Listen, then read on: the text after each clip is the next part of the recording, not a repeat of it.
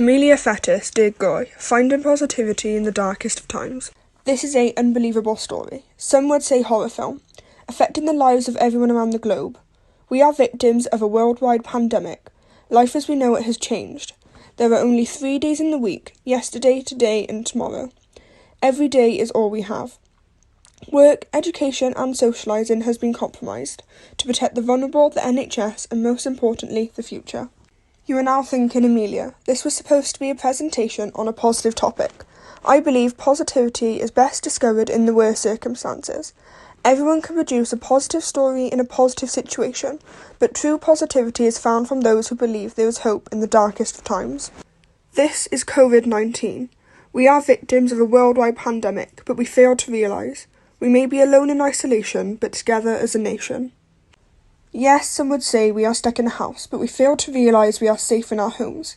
The four walls are enclosing us like a cage, however protecting us like a shield. Homes are bustling and thriving with love, laughter and togetherness. This is the time we crave in the chaos and normality of our once-was everyday lives. However, that has become a distant memory, and so will this corona crisis. Minutes feel like hours feel like days, and days feel like weeks. But we are home. We are safe. We are together. Children will remember this as the time mums and dads were home playing, colouring and entertaining, siblings bonding and lovers loving. In 9 months there will be a baby boom and new life will blossom. Our current position isn't our permanent destination. We can live in the moment and be present and appreciate the true purpose of life, love, laughter and togetherness. In this time of crisis, we have come to realise our true heroes are not Captain Marvel, Captain America or the Avengers, but our doctors, nurses and key workers. True heroes don't wear a cape. Our heroes are risking their lives, compromising their health and sacrificing their safety to beat this virus on the front line. On Wednesday, the 26th of March, we applauded our true role models. The sound of sanitised and thoroughly washed hands echoed through the streets, bringing the nation together. A moment of appreciation, respect and honour. Tears were shed as little girls and boys applauded their mums, dads, aunties and uncles for their bravery. The NHS is our backbone as a country. Without it, we wouldn't have a future. We must listen to them and stay home.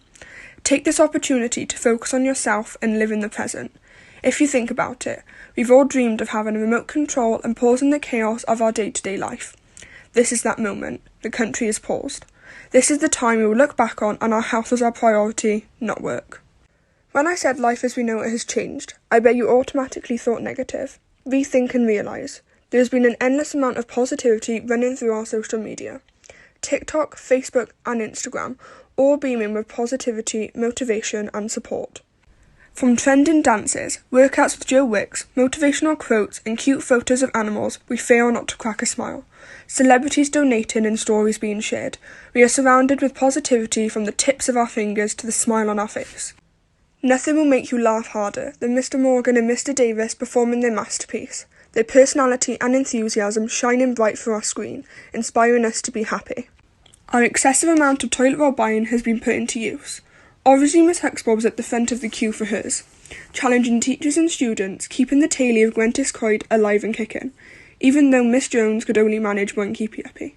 This is the time students will remember their teachers as normal people, and appreciate their humour, kindness and support. What is this life full of care? We have no time to stand and stare. 2 weeks ago I was in class, reciting the ingenious words of W.H. Davis. If he could see us now with all the time we could ever need, he'd beg us to appreciate nature and beauty. We can stare as long as sheep and cows during this time, and see value in our presence and enrich the smile our eyes began.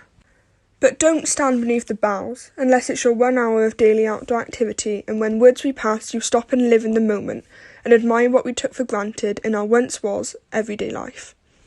We must listen to W.H. Davis and take this time we have been gifted with, it won't come again, and watch our feet and how they can dance. Day slowly turns into night and streams full of stars paint the night sky with beauty. We have time to stand and stare. Embrace this life full of care and care for your health, the NHS and the future.